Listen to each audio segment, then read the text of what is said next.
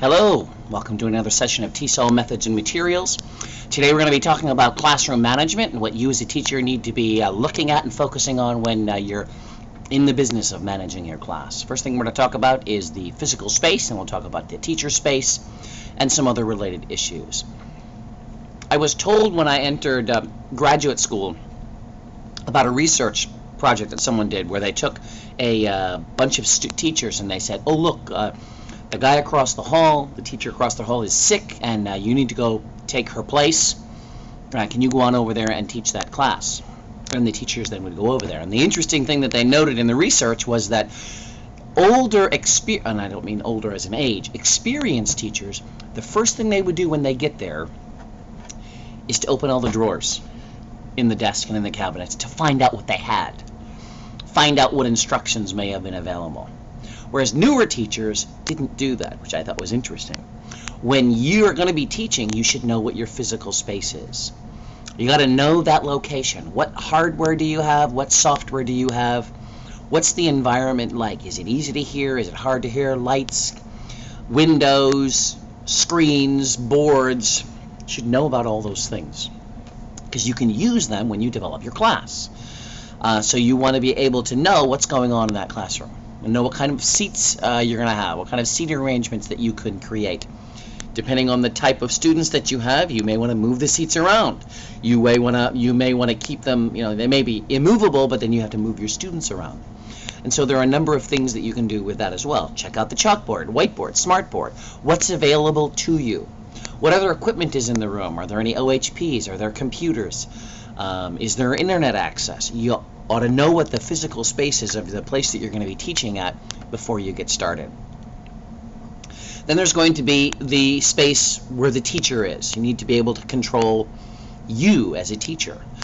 What are you giving off? What are you portraying to others as far as your voice, for example? How quickly do you speak? What's the volume? What's the attractiveness of your voice? So the attractiveness of your voice, the way that you speak, how quickly you speak or how slowly you speak, can have an impact on your students.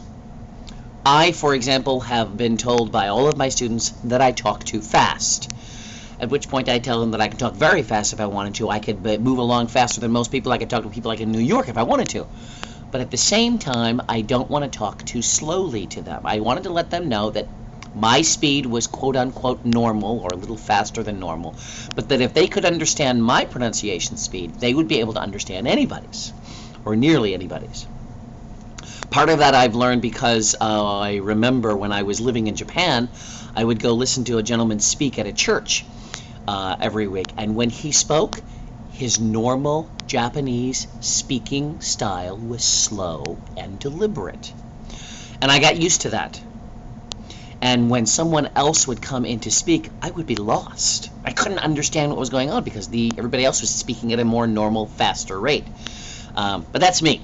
You may decide that I'm going to give some scaffolding and try to support my students by slowing down. But these are things that you want to at least monitor as a teacher.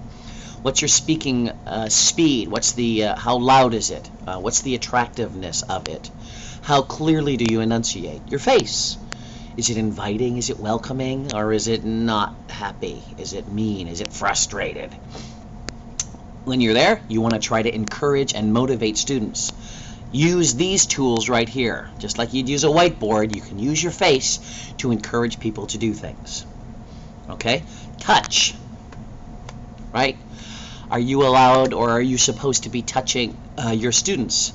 Now, in some cultures, touching is not a problem. In part of my family background, Italian family, oh my goodness, you're touching all the time. You're hugging, you're smacking. It's just part of the culture. In other cultures, you don't touch. And especially across gender, you don't touch. In the United States, there are many places where people are paranoid of touching because they're afraid they're going to get sued. So that's a real question. I don't know what to tell you there. Me, typically when I'm in the States, or actually most places where I am now, I try to be a no-touch type of person. I do want to encourage, and there are times where you might get a pat on the shoulder, but you want to be very careful because you don't want to intimidate or scare or get sued. At the same time, touch is also a very positive motivating factor if it's done appropriately. All right, variety is the spice of life. People live in patterns. You see this dichotomy here. People live in patterns, and yet variety is the spice of life. When I try to set up a class and I'm thinking about my personal space, I want to create a pattern so that my students will understand what this pattern is, and they'll be able to understand and go with that groove. At the same time, I want to have fun. I want to be spontaneous, and so I want to be able to do both with my person. Lastly, your dress. You should dress appropriately. Appropriately has different meanings for different locations. If you're in a public school, you're probably going to dress more formally. In certain cultures, you will dress much more formally. When I was working at universities in Japan, in many of the places that I worked, I had to wear a tie. In some places in the United States, especially in the humanities, you didn't wear a tie. If you wore a tie, something was wrong. In the business field and education, when I worked in business, you dressed more appropriately. If you didn't have a tie, and in some places you didn't have a coat, you would be called into the dean's office because you were supposed to dress appropriately. So appropriate is a relative term here depending on where you are. My recommendation to you, though, is to look professional. You're supposed to be the professional, and so you should look the part. All right, teachable moments. I love teachable moments. Teachable moments occur when you're not planning something, but you kind of walk into it. Remember teaching a bunch of grammar school kids, and it was time for them to go out into recess, and we were out playing out in the yard, and someone stumbles upon a toad or a butterfly, and they start asking, well, what is this? And all of a sudden I can jump into a special area of English that was unanticipated, but it's an opportunity to explain what is the name of a frog, and what does it do, and what color is it, and the difference between a frog and a toad, and so I could add all of this. It was a teachable moment. There may be times where you're in a classroom setting and you're reading a story, and all of a sudden there's a grammar component that someone doesn't understand. That's now a teachable moment. You leave the story, leave the narrative, the reading skills, and you jump into the grammar and say, here's a grammar element. Done the same thing with cultural times, where students break a cultural rule, and here's an opportunity to share more about culture. It's a teachable moment. So take those unexpected times and take advantage of them. Take the quote-unquote the mistakes and turn it into a plus for your students and for you. Good teachable moments. There may be times where you will have problems in classes. Students who are bored, students who are lost, students who are tired, right? Students who are being unruly, and how do you deal with them? Part of that will depend on the regulations that you have in school. Part of that will be determined by culture. I do remember when I was, again, living in Japan, I had spoken to some students who were older, and they said when they were younger students, when there was somebody who was bad, the teachers actually hit them. And I don't believe that's legal anymore in Japan, but that was something that was done. My suggestion to you is to be creative. We spoke about the two seats of a person, the seat of the heart and the seat of the pants. Try to find some way to get them motivated to get back involved. If they're bored or if they're lost, this may indicate that something that you're doing in class needs to be revised. If they're tired, time to switch up, time to do something that's physical, or time to do something that's less focused on accuracy and more focused on fluency, just allowing them to talk. But you're going to encounter problems, and make sure that you can take advantage of them in the classroom. Also remember that perfect timings, students focus on a great lesson. If it's very interesting and it's very appropriate to them, they're going to get zoomed in. They're going to get sucked in. We do the same thing in our own language, where we may feel lackadaisical, we may feel tired or lazy or bored, and all of a sudden someone brings up a topic and everybody gets sucked into that moment. Okay, and it can be done. Our goal as teachers is to try to locate those, try to encourage those teachable moments in our classrooms so that you can pull students in. Versatility. is a key in a teacher's skill set. You need to be able to think fast. If I could quote the famous Bugs Bunny, think fast, rabbit. You come across a situation that's unanticipated. The technology doesn't work, a student gets sick, something happens, and you need to be ready to change on a dime. And that's a good thing. My recommendation to all of us is to be over-prepared. Have more materials necessary than you would normally use in a classroom. Have backups for technologies that may not work. Be prepared. And you need to be able to change on a dime. And don't worry about it. Again, that face that you would put on for your students, right? You put on that face that says, it's okay, not a problem.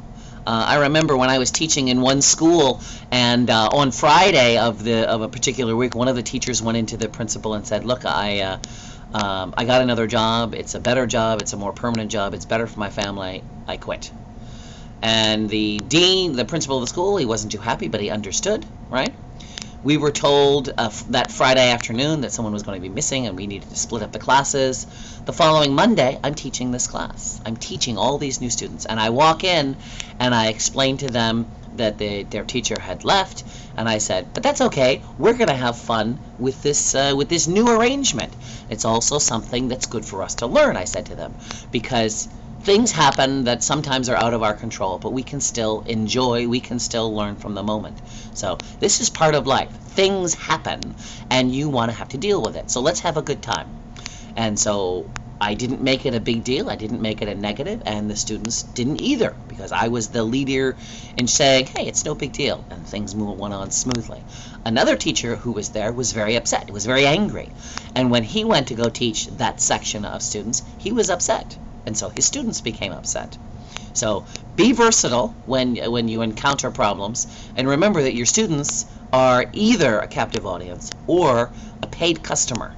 And you're trying to not only befriend them and be nice to them, you're also caring for them. And that if they're a paying customer, you want to provide for them. If they're a captive audience, it's not their fault that their teacher left. You want to provide good service to them like you're supposed to, even in a normal situation. All right, other types of teaching under distress, large classes. When I lived overseas, I had times where there were 50 students in a class. And you walk into a language classroom of low upper beginning students, and they're trying to learn to speak in English. That's a hard job to handle. What do? Well, one of the things that I did very often was pair work and group work.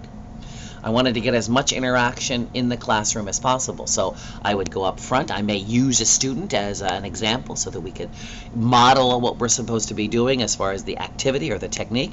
And then I would let them go off, and I would walk around and monitor. I would take notes on a paper and pencil, because I couldn't stop and help everyone, as someone had claimed before. But I would try to take notes when I would hear especially repeating errors or repeating problems.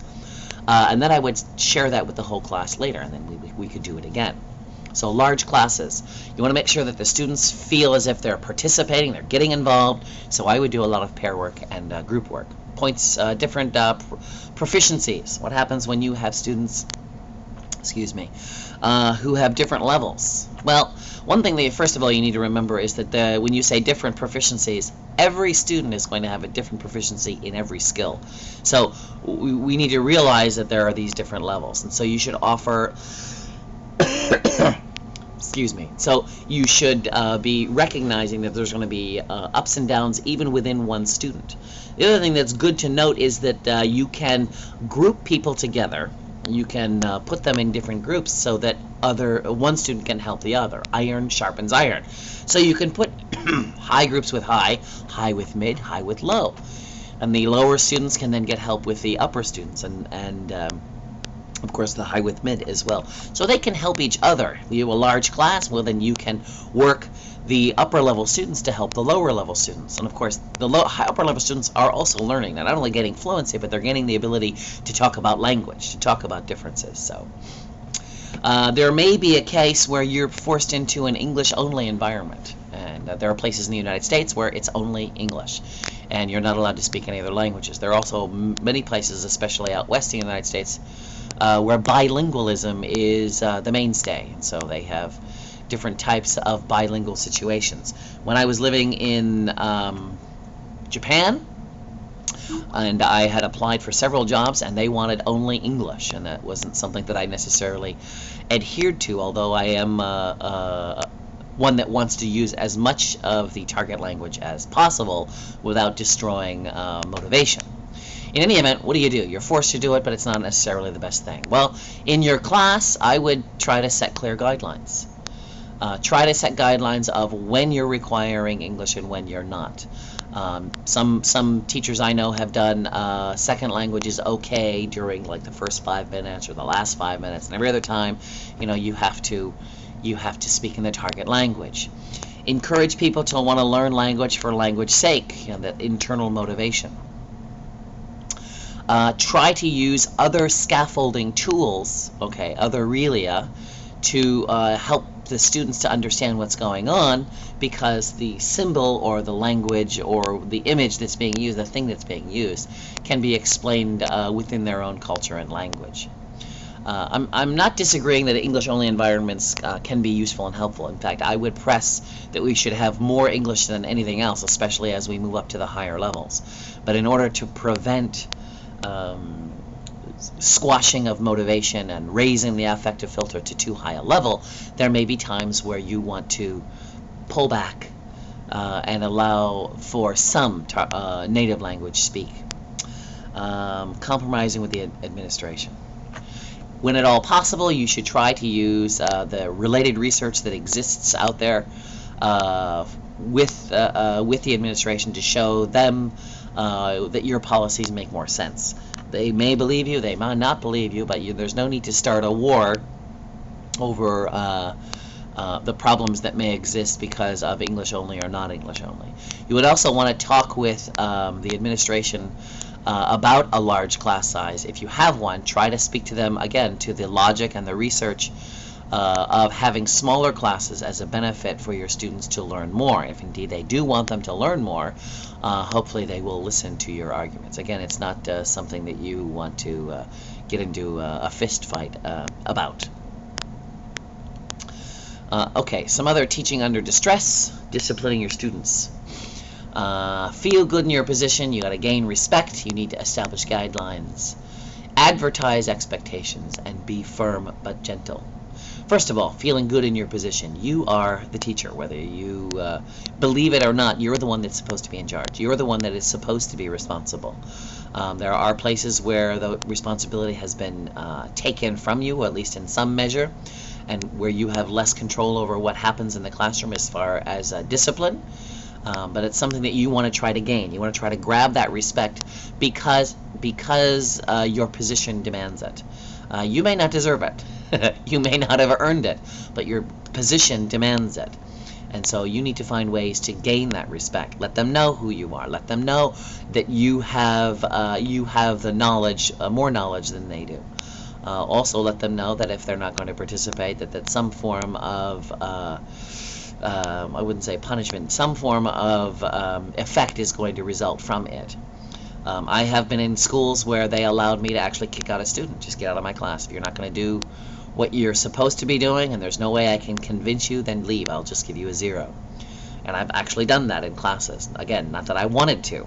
I wanted to have a willing participant, but I could not find a way to encourage them to participate.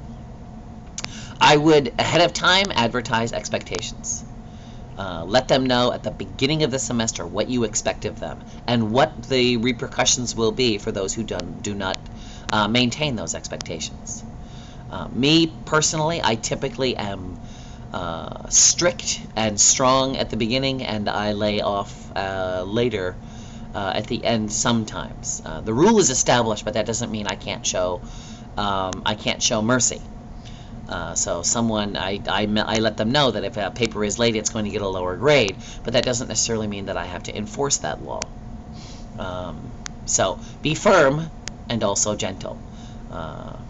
Okay, so cheaters. What is cheating? What I find interesting about this whole concept is that cheating is different in different cultures. In some cultures, copying other people's materials is not considered cheating or plagiarism, as we like to call it in the United States. It's actually a compliment. It's a form of respect and honor that you're using somebody else's words. So students need to realize what it means to be cheating in an academic environment in the United States, if indeed we're talking about English as a second language for U.S. Residents, people who are living in the United States. So it's interesting, what is cheating? We could say the same thing for lying. What constitutes a lie? And how far and where do we draw that line? There are whole research studies on that topic as well. My point here being that people who are quote-unquote cheating may not recognize that they are actually doing that. So you should let them know. Again, let them know ahead of time what constitutes cheating in your mind, in your class. And so teach them ahead of time. Prevention is better than a cure. Better to let them know ahead of time what will happen if they do A, B, and C, as opposed to waiting until after they do it and then punishing them. At the same time, somebody who's cheating, be professional, be caring, and be firm. If you find somebody who's cheating, I would recommend that you do not chastise, you do not correct somebody in the middle of class. Don't embarrass them. Talk to them afterwards, and then be caring. Explain why. Ask them why they did what they did. Ask them, if they're sorry for what they did, and but at the same time, be firm. Cheating.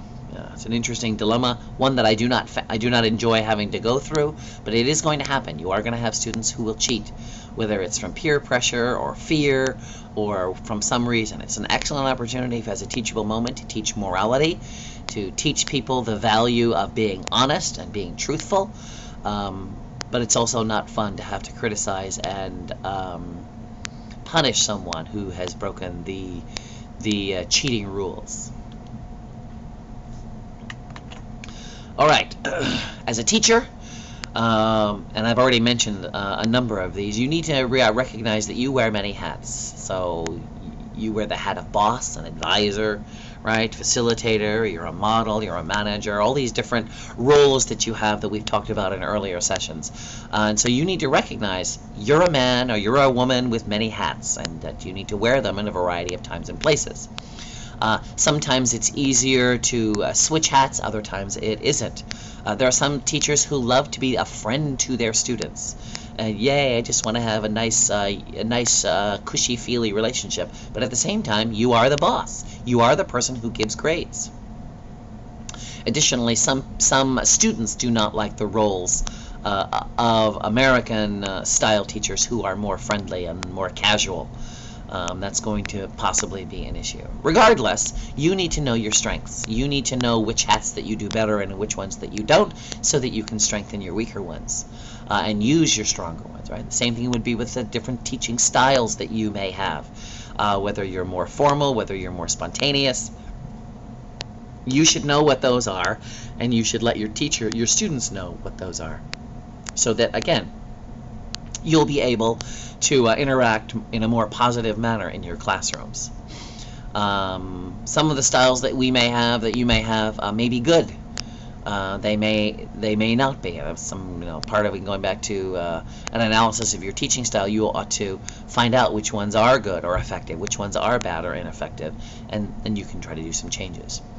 Also remember cultural expectations. Let your students know what you expect of them as a teacher, and try to find out what they expect of you. I do remember I was teaching I was teaching in a class, and there were two ladies from Nepal in the class, and on the first day of class I walked in, and those two ladies, they stood up right away and they greeted me. And I was a little taken aback. Everybody else was sitting down. I was like, hello, yes, well, thank you. Have a seat, And I tried to brush by that. Later on, though, I used that as an example. Their cultural expectations were that they were to stand when the teacher walked into the room. Mine wasn't. And of course, I let them teach that. But what's the expectation that they have? What's the expectation that you have? And miscommunication that can sometimes appear. Again, you as a teacher always want to be noticing what's happening in your class. And recognize when there is a cultural miss between you and your students. They're not being rude, they're not being impolite, they're not being, overly proper. It's simply the way their culture is. And so it's good for you to recognize that and then use that as an opportunity to share how the American culture is or how your culture is. All right, that might impact your roles, that might impact your style. It's certainly going to impact the way that you're teaching a class when you cross this cultural distinction between you and some of your students. All right, in your classroom, you want to create a positive space. You want to create an atmosphere where students are wanting to learn. They're willing to learn. They're excited about learning. You want to create a comfortable atmosphere where they can relax. They can lower that affective filter and get involved in the interactions of the classroom. I would recommend that you balance praise and criticism. Somebody has written years ago about giving a criticism kind of looks like a hamburger, where you've got a bun here and a bun here, and those are praise words. Hey, you did a good job. In between, you got some criticism for the student to help them do better. But you try to balance that out so that you keep the encouragement going. I remember when I was a junior in high school, and my Spanish teacher told me about this teacher who was teaching first graders a little bit of Spanish. And this one first grader came to school the next day with a whole story written in Spanish, and none of it made any sense. It was fairly poorly done, but the kid was so excited. And you know what the teacher did? The teacher took that piece of paper and she pinned it up on the wall and she put a big star on it. She wanted to encourage that student. That student then eventually went on to major in Spanish in college and began working for some company down in Ecuador because of the motivation that they gave that student. So keep that positive attitude. It's so easy to get depressed or believe that you can't do things when it comes to language, even though, as I have said time and time again, anybody can learn language. That's not the problem. The problem is they don't come back and continue learning. So keep that motivating going. Keep that energy going and try to find ways to persuade people to continue studying. And that's all for classroom management right now. If you do have any questions about this section, please let me know. I'll be glad to talk with you online or in email. Have a nice day now.